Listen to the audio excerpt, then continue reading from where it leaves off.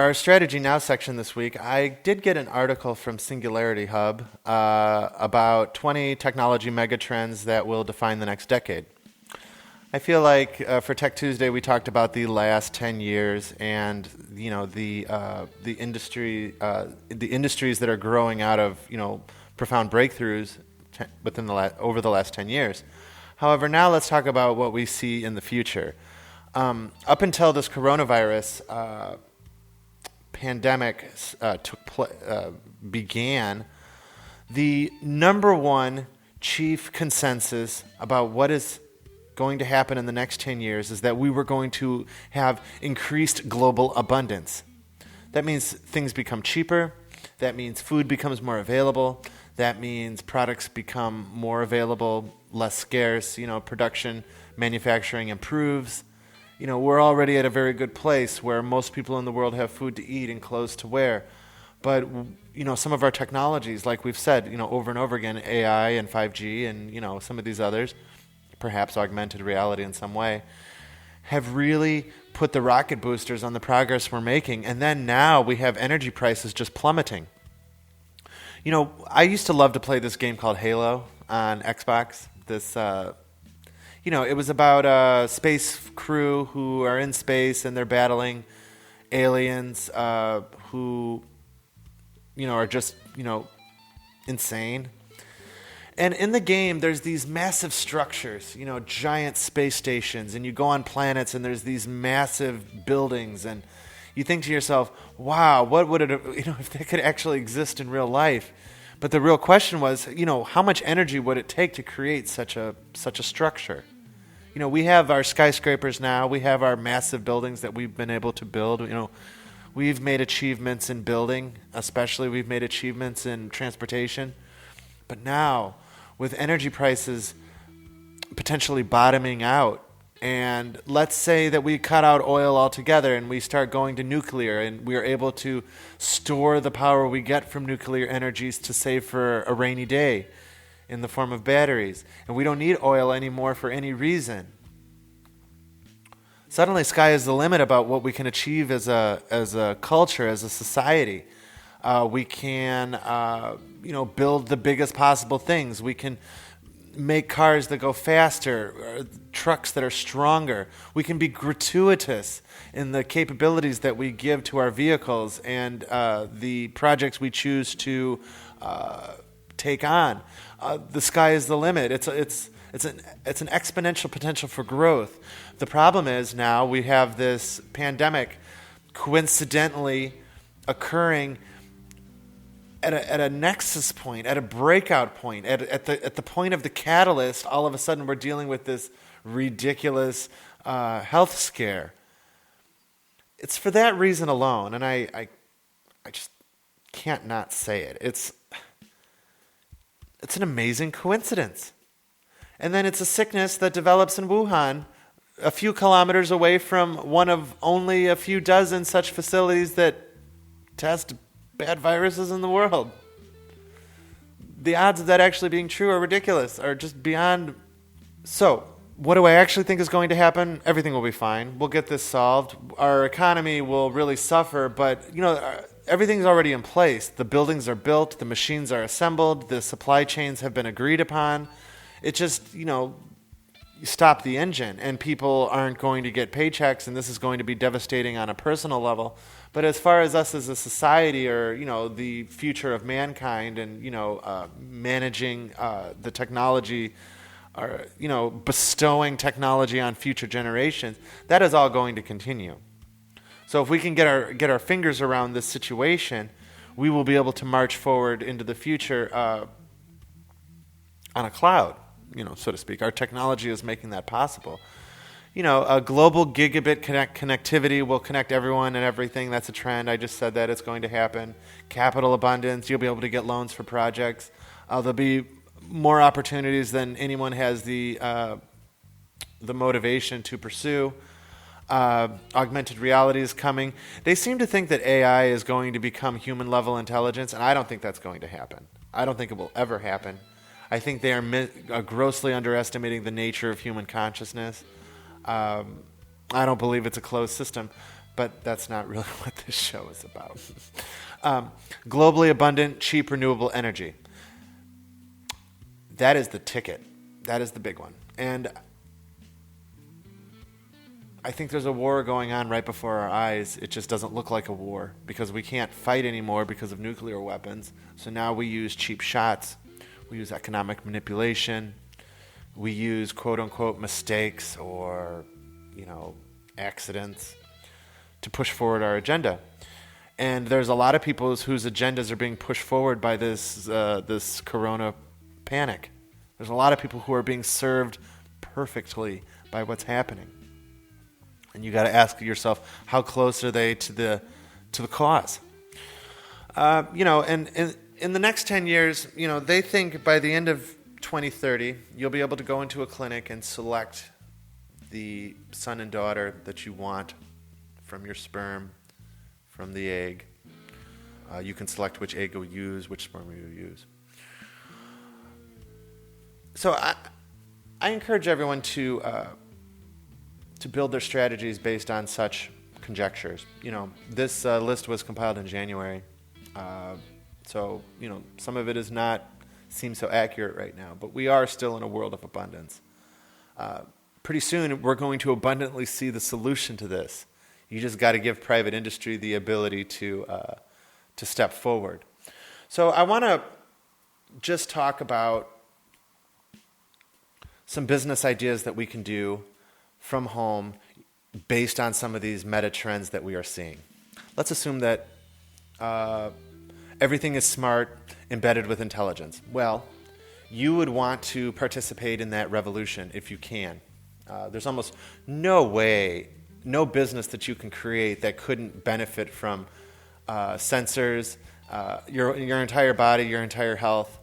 So you realize that our entire bodies within 10 years are going to be censored up. We're going to be able to know so many things about the way our body works. We're going to discover new ways that our body works. Maybe we'll be able to measure electric current in our body, or the electricity that our heart is putting out, the blood flow, our body heat, how much water we have in our system, how hungry we are. The list goes on. Anything that you can measure, you'll be able to measure. So the question you have to ask yourself is, how would I like to be measured? Well, I would like to know exactly how much nutrition is in my body. Maybe we can develop a sensor for that. I would like to know how much protein I need or, how much protein I don't. If I have too much protein, I would like to know that as well. Let's say that, we'll be able to sense abnormalities in our blood. Maybe in 10 years, the sensor that we injected into our skin will be able to tell us immediately if we have coronavirus or not. They'll be able to monitor your blood on such a level that that chip in your skin will send a reading to maybe a localized device that you have in your home, and then that reading can be processed against, that device can be online so that you can get processed in with a larger index if you wish to. The question is, though, will it always be voluntary? Somebody, especially if we start having government medicine, will it be voluntary to submit such information, or will they just be hacking into your devices all the time?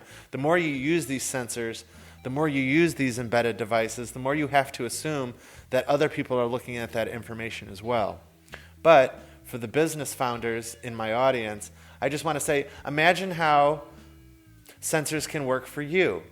Maybe you have a niche way of using it. When you come in the house, you want to take readings on different vitals of your body. You want to take readings about the vitals in your home. What are the temperatures in every room? You want to take readings about the food in your refrigerator. Every single piece of food that you buy could have a sensor in under the label that monitors the freshness of the food that you're eating. You can know when things are about to expire. You can know... I'm just trying to go through the house and think about everything that you use and how a sensor can be used on it.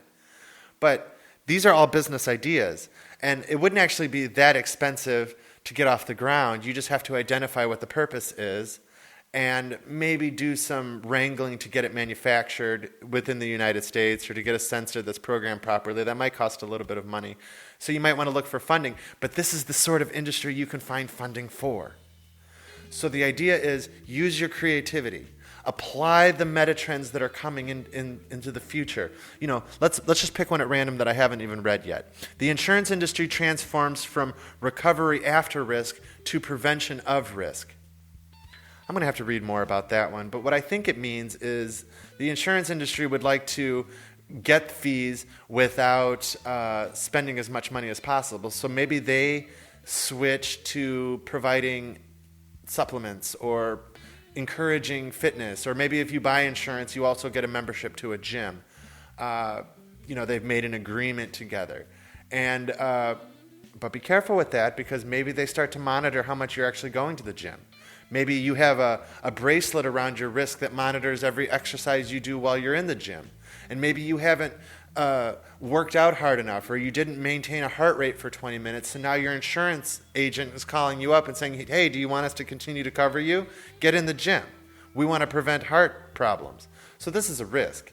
But for our young business founders in the audience, let's assume that the insurance industry would like to use sensors to monitor some of their more at-risk patients or their more at-risk clients. So what would a sensor like that look like? What would the interface be? The sensor would feed back to a localized device that can read the sensor and then put data into your computer. So what would that interface look like? Somebody's going to need to program that. What's it going to look like physically? Is it going to be purple? Is it going to be blue and white? Is it going to be yellow and orange? I don't know. That's for you to decide. But there is such a need for it over the next 10 years. I mean, we're talking thousands of different types of devices, millions of units sold, billions of units sold. So if you want to make $1 billion, look at these meta trends and pull a business model out of it. Let's read one more. One that I haven't read yet. High bandwidth brain-computer interface will come online for public use.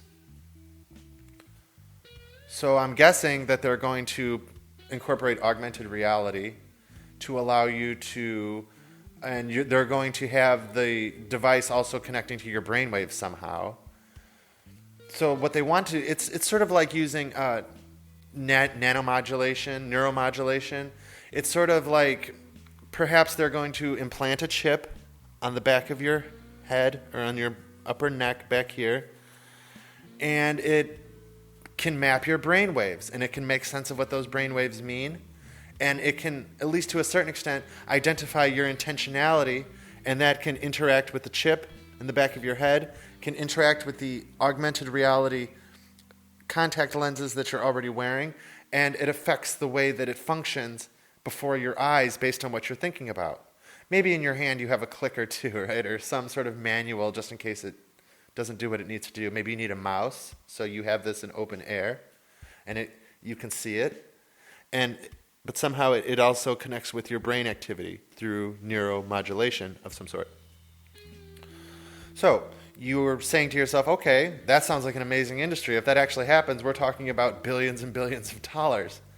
We're talking about all sorts of, the way that Iron Man works. He can just think, and it goes through all the computer screens. It'll be mostly great for handicapped people.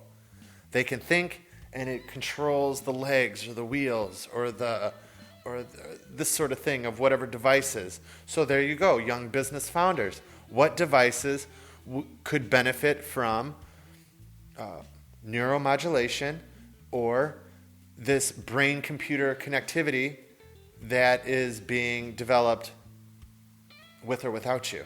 So it's an opportunity to participate. There's a lot of other meta trends. And finally, there's going to be an increased focus on the environment. But if we're switching off of fossil fuel, I think the environmentalists have reason to celebrate for at least some years. So that is our Strategy Now section for today.